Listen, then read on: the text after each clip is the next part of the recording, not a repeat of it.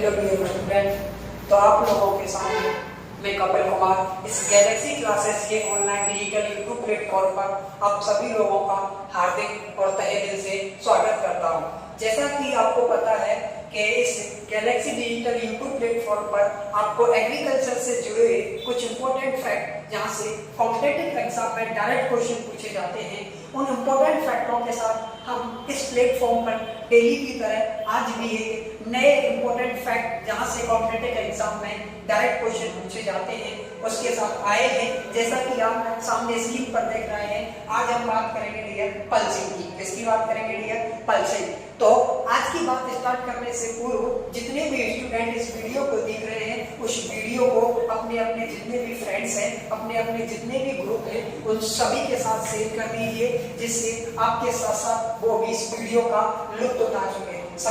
और जो स्टूडेंट इस चैनल पर पहली बार विजिट कर रहे हैं तो चैनल को सब्सक्राइब कीजिए, जिससे आगामी टाइम पर इस चैनल पर ऐसे ही एग्रीकल्चर से जुड़ी इंपॉर्टेंट फैक्ट जो आए और आपके पास नोटिफिकेशन पहुंच चुके और आप भी इस वीडियो का लुत्फ उठा सके। तो ये स्टार्ट करते हैं आज की टर्म जो जिसका आप स्क्रीन पर देख रहे हैं। आज हम बात करेंगे डियर पल्सिंग। किसकी बात करेंगे? पल्सिंग। यहाँ से डायरेक्ट क्वेश्चन पूछा जाता है कि पल्सिंग क्या होता है। अब पल्सिंग में आप लोगों को बता देता हूँ कि पल्सिंग जो क्रिया की जाती है, जैसा कि आप देख पा रहे हैं कि पल्सिंग की क्रिया दो की जाती है। वो की जाती है डियर फ्लावर में की जाती है या पुष्पों में की जाती है। किसमें की जाती है? पुष्पों में की जाती है। क्या प्रक्रिया होती है कि पल्सिंग की प्रक्रिया क्या होती है कि जो भी आपके पुष्प होते हैं, अब मैं पुष्पों की बात करता हूं तो डियर फ्लावर दो प्रकार के होते हैं। एक होते हैं कट फ्लावर, एक होते हैं लूज फ्लावर। कट फ्लावर और लूज फ्लावर में क्या अंतर होता है कि ऐसे पुष्प, जैसा कि आप देख रहे हैं कि ऐसे पुष्प जिनको डंठी के साथ, डंठल के साथ तोड़ा जाता है या हार्वेस्ट किया जाता है, उन पुष्पों को कहा जाता है कट फ्लावर कहा जाता है। और ऐसे पुष्प जिनको डायरेक्ट के नीचे कोई डंठल नहीं होता है, कोई डंडी नहीं होता है, वो क्या कहा जाता है?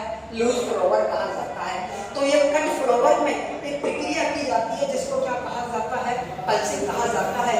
जो कट फ्लावर होते हैं इनकी भंडारण की क्षमता को बढ़ाने के लिए, कि जैसे एक पौधा है, इस पौधे से कट फ्लावर के रूप में ये पुष्प आपने अलग कर लिया, लेकिन इस पुष्प को आप तुरंत प्रयोग नहीं कर रहे हैं, आगामी 2-4 दिन बाद प्रयोग कर रहे हैं। तो कट फ्लावर में भंडारण क्षमता या मैं इसको कह सकता हूँ स्टोरेज लाइफ को बढ़ाने की जो प्रक्रिया होती है उसको क्या कहा जाता है? पल्सिंग कहा जाता है। तो पल्सिंग की परिभाषा समझ में आई होगी मित्रों आपको कि जो आपके कट फ्लावर होते हैं उनको हार्वेस्ट करने के बाद उनकी भंडारण क्षमता को बढ़ाने की जो प्रक्रिया होती है उसको क्या कहा जाता है? पल्सिंग। अब इस पल्सिंग की प्रक्रिया में क्या किया जाता है वो इम्पोर्टेंट है कि इस पल्सिंग की प्रक्रिया में एक विलयन तैयार किया जाता है। क्या तैयार किया जाता है? एक सॉल्यूशन, एक विलयन तैयार किया जाता है। और उस विलयन से बहुत बार कॉम्पिटिटिव एग्जाम में क्वेश्चन पूछे जाते हैं कि वो विलयन कौन कौन से पदार्थों का तैयार किया जाता है, तो उसकी मैं बात करता हूँ। तो फूलों की पल्सिंग की प्रक्रिया करने के लिए एक विलयन तैयार किया जाता है, सॉल्यूशन तैयार किया जाता है। और सॉल्यूशन में कौन कौन से पदार्थों का मिश्रण किया जाता है? उन पदार्थों में एक पदार्थ होता है जिसको कहा जाता है कार्बोहाइड्रेट। क्या कहा जाता है? कार्बोहाइड्रेट। क्या कहा जाता है? कार्बोहाइड्रेट कहा जाता है। प्लस में इसमें जोड़ा जाता है जीवाणुनाशी। क्या जोड़ा जाता है मित्रों? जीवाणुनाशी जोड़ा जाता है। प्लस में इसमें जोड़ा जाता है इथाइलिन अवशोषक। क्या जोड़ा जाता है मित्रों?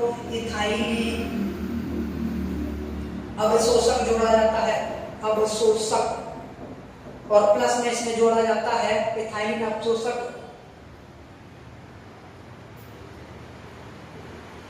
प्लस में इसमें जोड़ा जाता है अम्ल। क्या जोड़ा जाता है? अम्ल। और अम्ल के साथ लिया जाता है पानी। क्या लिया जाता है? जल या पानी लिया जाता है। तो पल्सिंग की प्रक्रिया में क्या होता है कि जो आपके कट फ्लावर होते हैं उन कट फ्लावर की भंडारण की क्षमता को बढ़ाने की जो प्रक्रिया होती है उसको क्या कहा जाता है? पल्सिंग कहा जाता है। अब पल्सिंग करने के लिए विलयन लिया जाता है। उस विलयन में कौन कौन से पदार्थों को मिश्रण किया जाता है? एक किया जाता है कार्बोहाइड्रेट का, एक जीवाणुनाशी का, एक इथाइलिन अवशोषक का, एक अम्ल का और एक जल का।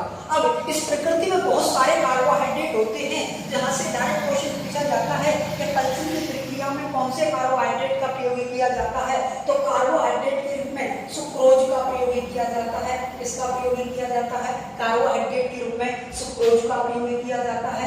जीवाणुनाशी के रूप में अब बहुत सारे रसायन होते हैं जो जीवाणुनाशी होते हैं। अब इस जीवाणुनाशी के रूप में किसका प्रयोग किया जाता है 8HQC जिसकी फुल फॉर्म होती है 8 हाइड्रोक्विनोल सिट्रेट, जिसकी लिख देता हूं 8 हाइड्रोक्सी क्यूबिनॉल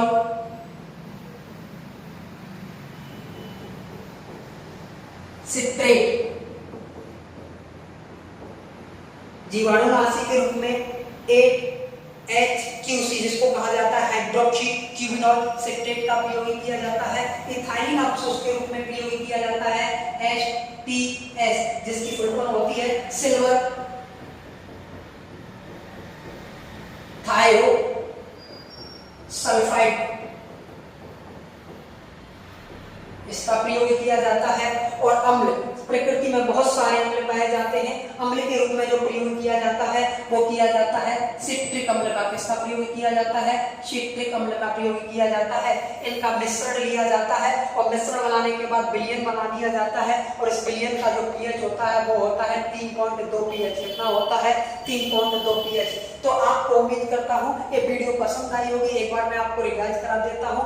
आज हम जो बात कर रहे हैं वो बात कर रहे हैं पल्सिंग की बात कर रहे हैं। पल्सिंग क्या होता है, जो आपके कट फ्लावर होते हैं उस कट फ्लावर की भंडारण क्षमता को बढ़ाने की जो प्रक्रिया होती है उसको क्या कहा जाता है कट फ्लावर कहा, वो पल्सिंग कहा जाता है। अब पल्सिंग की प्रक्रिया में एक विलयन लिया जाता है जिसका पीएच कितना होता है 3.2 होता है। अब वो विलयन कौन कौन से पदार्थों का लिया जाता है, इस विलयन में एक कार्बोहाइड्रेट लिया जाता है और कार्बोहाइड्रेट के रूप में सुक्रोज लिया जाता है। एक लिया जाता है जीवाणुनाशी और जीवाणु के नाशी के रूप में किसका प्रयोग किया जाता है 8HQC जिसकी फुल फॉर्म होती है 8 हाइड्रोक्सी क्यूबिनॉल सिट्रेट होती है। एक जो इथाइलिन अवशोषक लिया जाता है, इथाइलिन अवशोषक के रूप में लिया जाता है HTS जिसकी फुल फॉर्म होती है सिल्वर थायोसल्फाइड। और एक लिया जाता है अम्ल, अम्ल के रूप में जो लिया जाता है वो लिया जाता है सिट्रिक अम्ल और प्लस में लिया जाता है जल। इन सभी का विलयन बना लिया जाता है और इस विलयन का जो पीएच होता है 3.2 होता है और इस विलयन को किसी बोतल में या किसी पात्र में भर लिया जाता है और भरने के साथ जैसा कि आप देख पा रहे हैं जो कट फ्लावर होती है उस फ्लावर को तो उस विलयन से ऊपर रखा जाता है, उनकी जो डंडी होती है उस डंडी को उस विलयन में रख दिया जाता है और वो डंडी के माध्यम से इसमें पोषक तत्व वगैरह को अवशोषित करते रहते हैं जिससे फूलों की भंडारण क्षमता क्या हो जाती है बढ़ जाती है। तो कट फ्लावर की भंडारण की क्षमता को बढ़ाने को ही क्या कहा जाता है डियर पल्सिंग कहा जाता है। उम्मीद करता हूँ ये वीडियो आप लोगों को पसंद आई होगी। आज की वीडियो यही समाप्त करते हैं। तो जितने भी स्टूडेंट इस वीडियो को देख रहे हैं अगर आपको वीडियो पसंद आई है तो वीडियो को लाइक कीजिए, लाइक करने के साथ साथ वीडियो में कमेंट्स कीजिए और कमेंट्स अब इस वीडियो से संबंधित आप जो भी अपना सजेशन देना चाहते हैं वो भी कमेंट के माध्यम से बता सकते हैं। और जो स्टूडेंट इस चैनल पर पहली बार विजिट कर रहे हैं वो चैनल को सब्सक्राइब कीजिए जिससे आगामी टाइम पर इस चैनल पर कोई ऐसे ही कॉम्पिटिटिव एग्जाम से जुड़े इंपॉर्टेंट फैक्ट इस चैनल पर डाले जाते हैं तो जहां आप भी को भी नोटिफिकेशन पहुंच सके और आप इस चैनल को सब्सक्राइब कीजिए। तो आज की क्लास नहीं समाप्त करते हैं। तो ओके डियर, थैंक यू, मिलते हैं अगली वीडियो में।